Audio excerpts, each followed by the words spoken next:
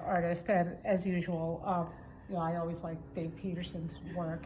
But when I walked through and I really took a gander and looked closely at this, I was just so impressed with the level of texture and I'm not a photographer at all, but I find it intriguing how the textural levels vary from the fine detail happening in the actual sunflower petals, and then how soft it becomes in the center. And then as I discovered this same artist, I could tell it was the same photographer because there's only one set of photographs, and I started to recognize the signature. You don't have to write all that, but they're really talented. They really are skillful of how they're portraying this. So that's one of my top picks. This I like quite a bit. When I walked up here, I just thought that, but again, this sort of feels, I'm assuming this is, I don't think it's a Peterson. No, it's somebody else, but it's very inspired by Dave Peterson, and it's a powerful style, so I like that quite a bit as well. You might want to, did I mark that one? Number 40? No, we're going to go to the next one. As I came,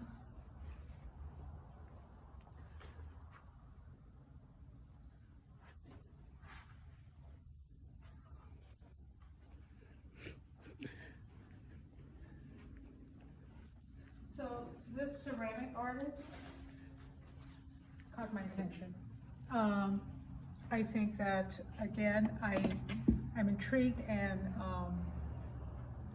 admire the ability to get this surface, because I dabble a little bit. I can throw a pot here and there, but this is quite lovely. These are lovely, and particularly this black and smoky. I guess it's raku, I believe is what they call that. This work actually caught my attention.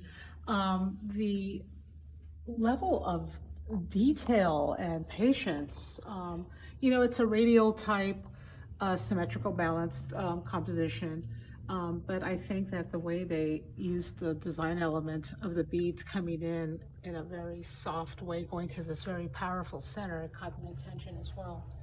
This piece caught my attention.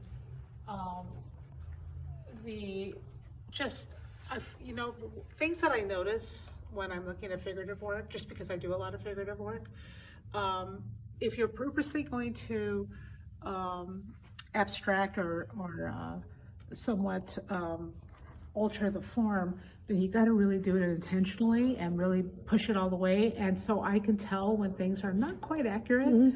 This is so beautifully proportioned and beautifully presented and skillfully described with planes of color, using the paint. I just was really intrigued with this work, so it might end up being one of my winners. This one, I just was like, wow, the fur patience involved here in doing this. This is quite lovely. And again, I don't recognize a lot of these artists, so I don't know who they are. Let's see, I got that one. I got the feline. I was kind of looking at number 5 here. I think that's kind of, I just like the use and control of using high key color is what caught my attention about this one. Oh, yeah. Of all the ones I saw that were this one artist, this one was the most intriguing to me. I just like the curve of the earth that's implied there. I thought that was really fun and whimsical. So that's the one that caught my attention. From that particular artist, this one was, it looks like paint, but in closer look, is it pastel? Is it a combination of both? I'm not sure. But I just think the simplicity of the planes and the use of color, this is striking. This is probably one of my favorite landscapes. Yeah. Do you know who the artist is? No. This is something I could have in my home. It's quite lovely. And I don't know if it's paint or if it's pastel. I'm not sure. Moving around the room here. this artist caught my attention. You know, I've been doing a lot of mixed media and collage myself, and I just got through teaching collage, and I just thought this was quite clever, utilizing fabric to define the planes and actually I like their unusual format shape. The long thin or the square, very atypical from what a normal rectangle is. That's what caught my attention on that, these two works.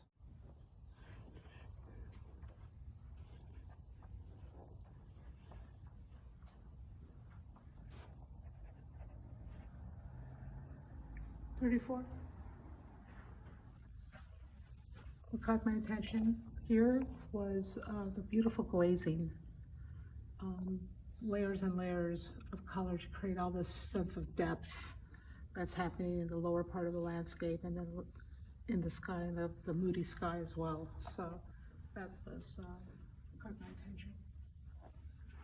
This one caught my attention. This really reminds me of sort of a romantic, sort of 19th century type landscape from those old guys, those old dead guys, right?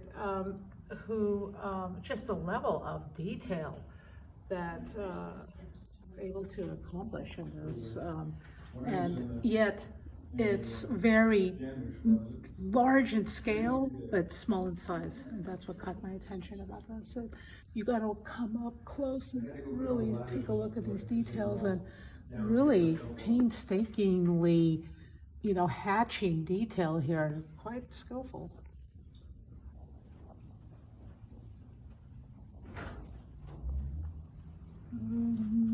There's the photographer again.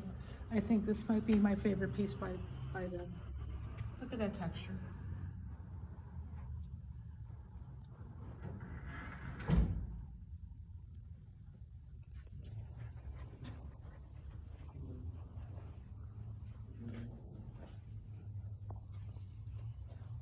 Number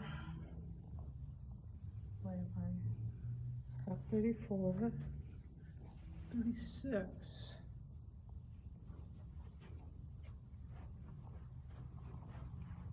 Did I already talk about 36?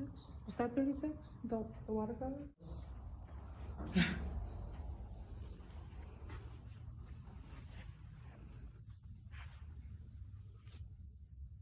You know, I think when you're doing figurative work, if you can capture a mood, an emotion, a character, you're really doing something. That's what I like about this.